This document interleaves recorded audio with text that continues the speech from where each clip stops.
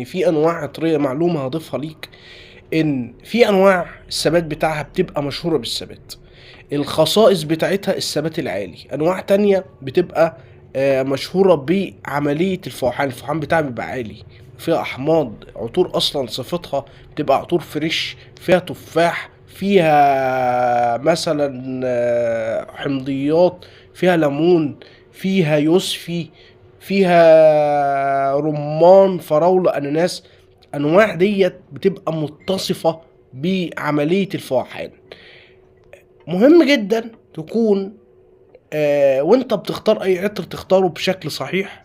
ما تروحش تشتري برفان يديلك الفوحان 3 ساعات وتيجي بعد كده مثلا تقول لي ده ما ثبتش. ما هو طبيعي انت واخد فيه الصفات بتاعت الفوحان فيه اداؤه بتاع الفوحان عالي.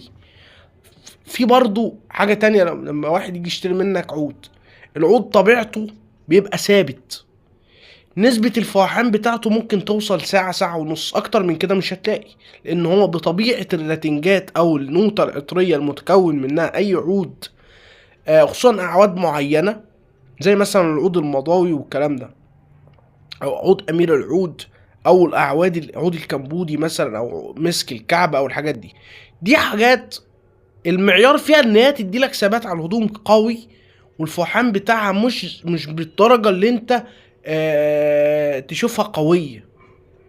يعني هي تثبت معاك على الهدوم، تبقى باينه في اللبس، الاداء بتاعها يبان اول ساعه وساعتين، انما الفوحان مش بيزيد عن كده. فدي حاجات انت لازم تبقى عارفها. مهم جدا برضو تبقى عارف ان التسعير في اي براند بناء على حاجات معينه.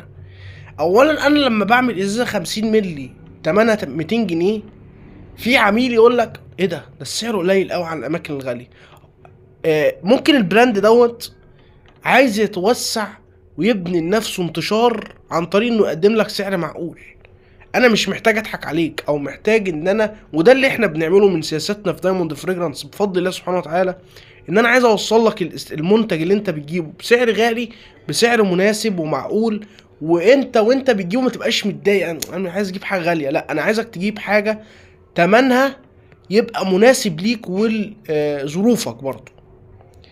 تاني نقطة، في انواع عطرية برضو العميل بيبقى يجي يسأل على حاجة، يقول لك مثلا، ده انا مثلا ارد عليه مثلا يسألني مثلا عندك مثلا الفوياج عاملة كام، عندك السوفاج، عندك الهوجو بوس، اقول له مثلا 350. يقول لي يا ابني انت كده بتخسر، ده في ناس بره بتبيع ب 600 وب 800 وبالكلام ده كله. ما هي الفكرة كده، ان انا بقدم لك